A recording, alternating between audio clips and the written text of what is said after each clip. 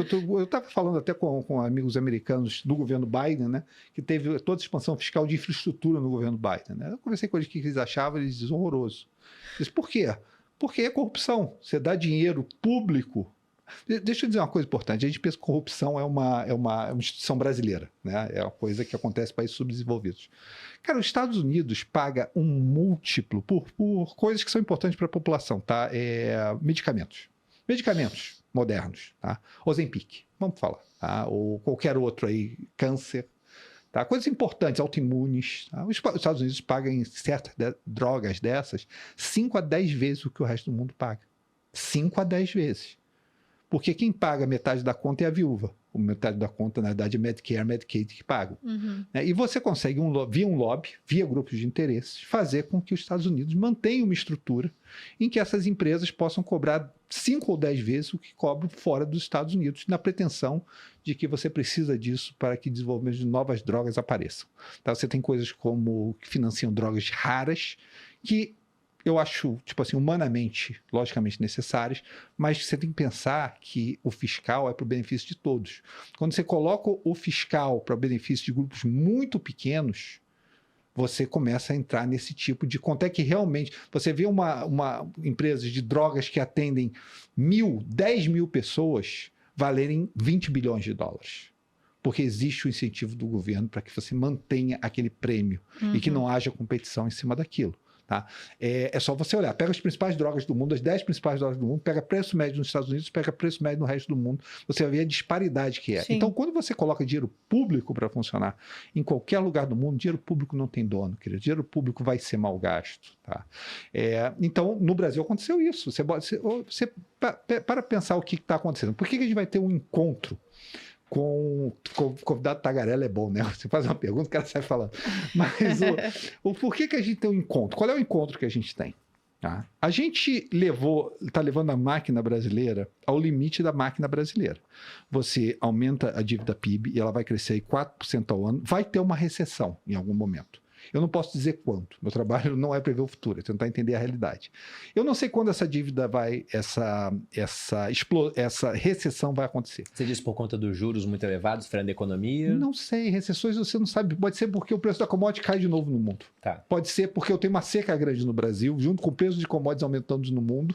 Tá? Já reconhece isso, governo Dilma. Eu posso ter isso novamente, tá? E juros altos, reconhece isso do governo Dilma. Eu tenho que subir juros, porque eu estou pressionando a minha economia ao máximo, fazendo estímulo fiscal. Aí vamos supor que o preço das commodities caiam nesse período também e a seca já está presente de uma maneira ou de outra. Tá?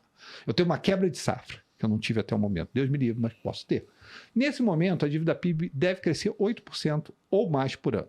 Rui, por que ele cresce 8% ou mais por ano? Porque eu vou pegar os juros que existem hoje na economia. Eu vou jogar o fato que o crescimento vai ser zero ou negativo. E eu vou jogar o fato de que o fiscal vai piorar. Ele não vai melhorar. Numa recessão, o fiscal piora pelo menos 2 pontos do PIB. Sai todos os esqueletos do armário e deve piorar uns 2 pontos do PIB. Nisso, a dívida PIB cresce uns 8%. Vamos supor que essa recessão aconteça daqui a 2 anos. A dívida PIB vai estar por volta de 84. Você vai para 94. Naquele momento você gerou uma crise. A próxima recessão brasileira é uma recessão da crise da dívida brasileira.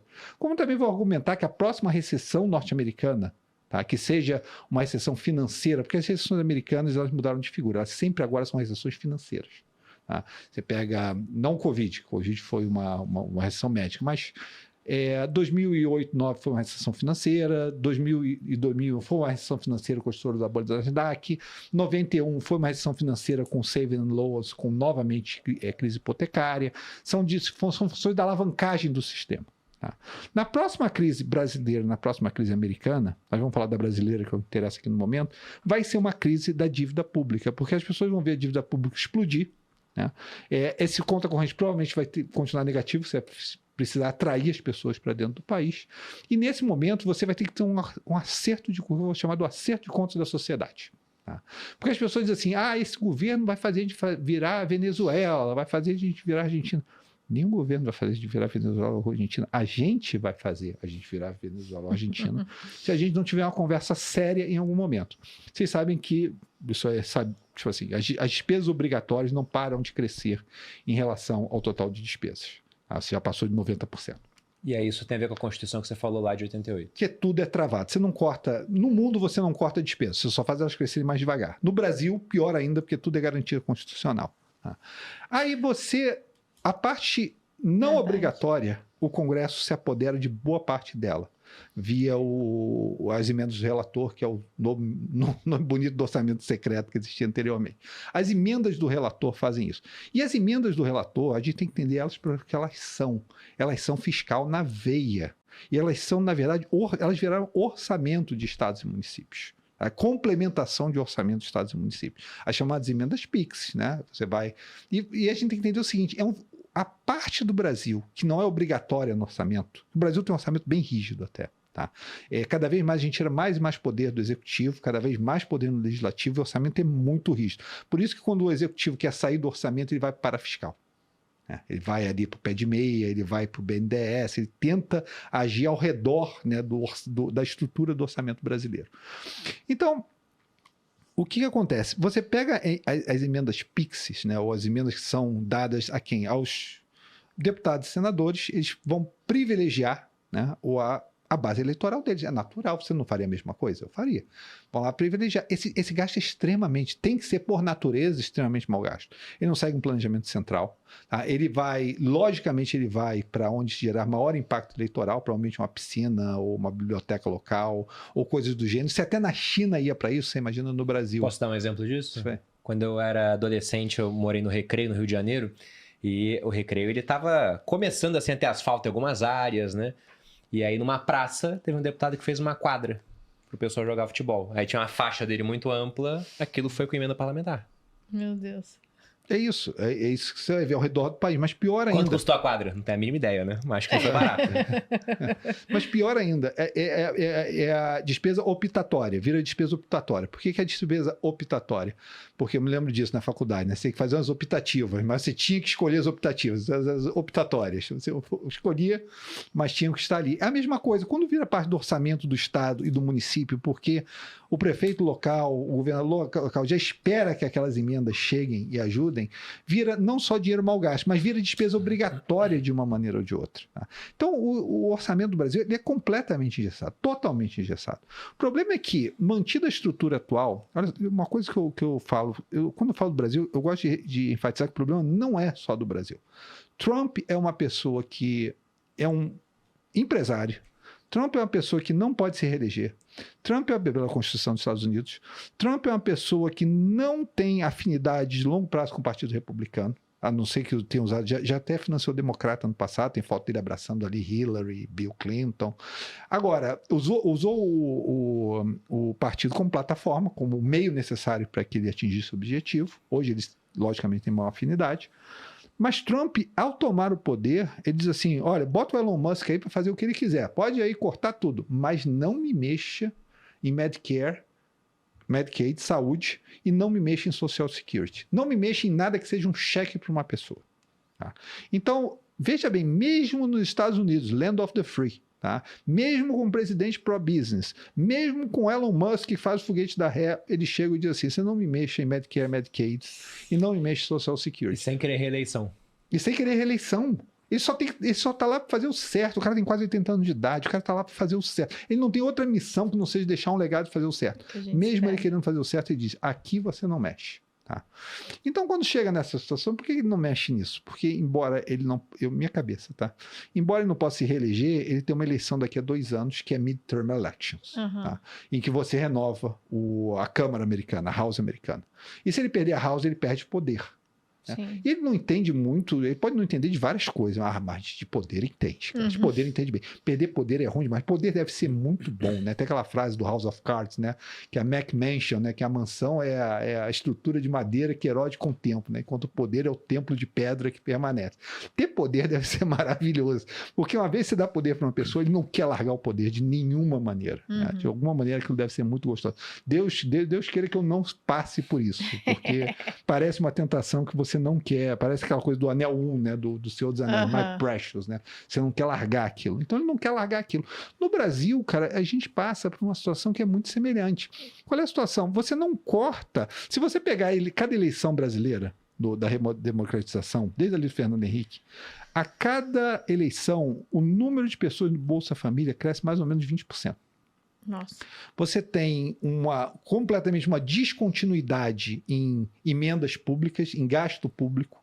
Tá? É uma descontinuidade a cada eleição, porque para você se eleger, você aprendeu a usar a máquina, você sabe usar a máquina, e parece que a sociedade brasileira aceita que numa eleição a máquina seja usada.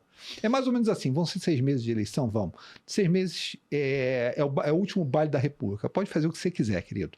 Porque eu sei que depois o próximo cara que vai sentar na cadeira vai ter que lidar com as consequências. Mas por 6 meses eu vou permitir que você faça esse aumento de despesa pública, vai passar PEC kamikaze, entendeu? Vai passar PEC de transição, Porque vai fazer todo esse sentido, processo, né? Que o brasileiro já aprendeu. E o pior, depois eu vou complementar isso no final, né? A gente está em uma eleição de 20 meses, né? Então começou. A gente está numa eleição estendida em que tudo gradualmente será permitido em nome da popularidade. Eu vou falar um pouco sobre isso depois, tá? Mas aí qual é a sua situação hoje? Essa camisa de força em que a dívida PIB, goste ou não, seja você de esquerda, direita, centro, o que é que você seja, continua crescendo. Tá? Você tem BPCs, Seguridade Social, Previdência, transferências do Bolsa Família, transferências do governo, que são praticamente o grosso do orçamento. O grosso do orçamento brasileiro são transferências, do americano também, tá? São transferências para pessoas físicas. É isso, se você quiser mexer nesse vespeiro, você vai ter que mexer com transferência para a pessoa física de alguma maneira. Ou vai ter que tirar a indexação da aposentadoria, ou vai ter que encarar o BPC, ou vai ter que encarar o Bolsa Família, mas você vai ter que encarar transferências do Estado brasileiro para pessoas físicas que são eleitores e que têm uma família que também são eleitores. É isso que você vai ter que encarar. O problema que eu tenho, e aí o desafio, tá? E aqui não tem nada a ver com o mercado, o que vai acontecer semana que vem, que eu não tenho a menor ideia do que vai acontecer semana que vem, sendo sincero com você. Tá? Mas eu chego no ponto em que eu digo o seguinte, quem vai encarar isso? Porque esse é o encontro que a gente tem marcado. A dívida PIB não vai parar de crescer por milagre. Tá bom? Eu argumento que na estrutura fiscal norte-americana no momento, também é uma estrutura fiscal esgarçada, você vai pedir mais juros para aquela estrutura fiscal do que menos juros. Já está acontecendo isso desde 2022. As pessoas pedem mais juros para os Estados Unidos do que menos juros. Se você vai ter uma estrutura norte-americana que não vai te dar muito espaço para corte de juros, se você sabe que essa dívida PIB cresce 4% ao ano e você não tem um arcabouço institucional que te permita ganhos de produtividade, né? O país cresce baixo em produtividade e você só está esperando a próxima recessão para você ter um crescimento substancial da dívida PIB, quem vai ser o super-herói que vai chegar e vai acertar isso? Tá? Vamos pensar nos possíveis super-heróis. Tá? Mas vamos começar pelo presidente Lula, que é a pessoa que está no poder no momento. O presidente Lula vai fazer isso? Isso é ceteris paribus, todo mundo sabe disso, eu vou chovendo uma olhada aqui, ele não foi eleito para fazer isso. Eu não vou nem colocar aqui e dizer assim, ele não faria. Não, ele não foi eleito para fazer. Não foi isso que a população votou. Não foi a proposta que a população votou. Seria estelionato eleitoral, não dito por mim, mas dito pelo próprio partido. Né? Disseu deu uma entrevista maravilhosa, Disseu super lúcido da entrevista, aprendi muito com aquela entrevista, dizendo, olha, essa é a plataforma do partido, a gente não tem caminho, não tem espaço para ir nessa direção. Fácil, tá bom? Mas quem vai ser o super-herói? Você acha que você vai ter uma eleição em 2026? Vamos supor aqui, eu sou o Dr. Strange. Eu fui para o futuro, vi todas as possibilidades do futuro, voltei do futuro para você e digo assim, é Tarcísio. Eu voltei agora, é Tarcísio na cabeça. Hoje em dia, no Brasil, o presidente tem muito pouco poder. O poder está centralizado no Congresso. O Congresso é dividido e separado em grupos de interesse que rapidamente tomam posse de fatias do Estado. Até os que você argumentaria que são do lado positivo da história. Por exemplo, o agro, que é uma bancada em que a produtividade cresce no Brasil, mas o grupo do agro consegue se coordenar rapidamente para barrar qualquer coisa que seja contrária. E eu faria a mesma coisa. Mas é impressionante no país como é que você consegue rapidamente, com pequenos grupos de interesse, bloquear praticamente qualquer tentativa de ajuste no Brasil. Vamos supor que seja Tarcísio. Tarcísio vai ter que sentar com a seguinte ideia na cabeça.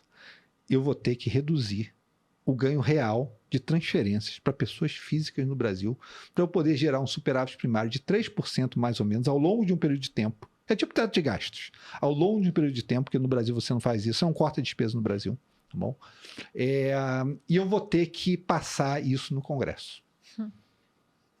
Cara, você não vai fazer, tipo assim, olha só, a possibilidade de você passar isso sem uma crise institucional no Brasil é razoavelmente baixa. Eu acho que, tipo assim, qual é o meu cenário mais provável, tá? Tipo, para mim é uma coisa, esse cenário para mim é novo, tá? Eu nunca escutei ninguém dizer isso, mas eu acho que é o cenário mais provável. Você tem dois caminhos no Brasil agora, né? Ou você vai para uma eleição, e se você me disser qual é o caminho, você é clarividente. Porque as últimas 3 eleições no Brasil foram decididas praticamente cabeça a cabeça na urna. Nos últimos dias da eleição, teve comemoração do Aécio, que tinha ganhado na Dilma, no momento da apuração. Tá? Até chegar aos votos do Nordeste, aquela famosa piada que se faz até hoje. Tá? Daí depois você teve Haddad e Bolsonaro, o Haddad saiu como favorito no segundo turno. E o Bolsonaro ganhou no final. Depois você teve Lula e Bolsonaro, que você foi até a data da eleição com dúvidas de quem ganharia. Agora você vai dizer com 20 meses de antecedência, você sabe quem vai ser presidente da República nesse país? Cara, você pode até saber, mas eu vou te dizer, olha, já teve facada, já teve avião que caiu. Já teve de cara, tudo. já teve de tudo em eleição no Brasil. Sim. Você me disser que você sabe, não sei, até porque É um existe roteiro hoje bem no pouco Brasil improvável. o que eu vou chamar de binômio impossível. Que as pessoas querem que o binômio impossível aconteça. Qual é o binômio impossível? Ou as pessoas... Ou esse clima que, saindo de dezembro, né? Porque dezembro a coisa era muito tenebrosa, né? Dezembro você teve a maior saída de dólar do país de dezembro da história. Você tinha passado por um período em que o real tinha se desvalorizado 24%. No ano foram mais de 50 bilhões que saíram do país. Tá? E a sensação de que está ficando mais difícil para o Brasil financiar o seu conta corrente externo. Aí você teve 3 meses no momento em que o dólar caiu, em que os juros americanos longos fecharam e você teve uma sensação de bonança, não só no Brasil, mas no mundo inteiro você teve uma sensação de alívio, que aquela pressão do dólar e pressão dos juros americanos saíram. Essa sensação de 3 meses trouxe para a gente essa sensação de normalidade que a gente está vivendo no momento. Tá? Se você mantiver a normalidade, o que manteria os ativos de risco comportados como estão no momento, né? O dólar ali 170, a bolsa ali 120, 130. Esse clima de normalidade, você vai ter que me dizer que isso, mais o IR de 5 mil, tá? Mais o aumento ali do consignado privado, mais o pé de meia e mais tudo que ainda vai ser criado, tá? Que isso não vai aumentar a popularidade do presidente. Cara, você vai ter que ter muita fé para me dizer isso. Você pode estar certo. Eu já vi suficiente essa profissão para saber o quanto eu não sei. Tá? Eu sei, eu sou tipo assim, aquela coisa de Sócrates com o oráculo de Delfos. Você é o cara mais sábio porque você sabe que não sabe. Entendeu? Então eu sei o quanto eu não sei. Mas você me dizer que vai acontecer tudo isso e a popularidade do presidente não vai subir, mas por que razão? Então, e se você vai dizer que a probabilidade do presidente subindo, você não vai dar uma segunda iteração desses problemas que você teve. Porque Lula foi competitivo em todas as eleições. Ele perdeu alguma delas, mas ele é um candidato competitivo. Sim. E deve chegar competitivo. Se você mantiver o ambiente atual. Aí você me diz que o ambiente atual não vai ser mantido. Você vai dizer que o dólar vai voltar, que as taxas americanas vão pressionar e que as pessoas normalmente vão dizer assim, Brasil, com esse fiscal, com esse conta corrente, eu não te financio externamente, me dá mais juros ou eu estou fora. Nesse cenário, a popularidade do presidente cairia novamente, mas nesse cenário os ativos de risco sofreriam. Então, você querer ser otimista com os ativos de risco, simplesmente numa linha reta, como se trouxesse uma linha reta daqui até Tarcísio, tá? E você pensar que vai ser uma linha reta daqui até ali, eu vou dizer que isso é o binômio impossível. Esse binômio não vai acontecer. Você, no mínimo, vai em ondas até que você encontre esse ponto final. Posso pegar um gancho nisso, Rui? Porque é meio paradoxal o que a gente vê, né? Por exemplo, o governo Lula perdeu popularidade com o dólar subindo muito, isso encomenda uma inflação mais alta, preço de commodity e alimento mais alto, e isso afeta o brasileiro, né? O pão fica mais caro. E com isso, o governo perdeu popularidade. Aí o JP Morgan soltou outro dia que ele está positivo com o Brasil enxergando uma mudança de ciclo em 2026. Só que com isso começa a chegar dólar aqui, então o dólar baixa em relação ao real e o pessoal começa a comprar ativo de risco, a bolsa sobe e parece que está normal. Então, a falta de popularidade levou os ativos a subirem, mas quando eles sobem, eles aumentam a popularidade do presidente. É o binômio impossível. É o que eu digo, é o binômio impossível. É o ciclo Que eterno. merda. Né? É o ciclo eterno em que você vai ver daqui até a eleição.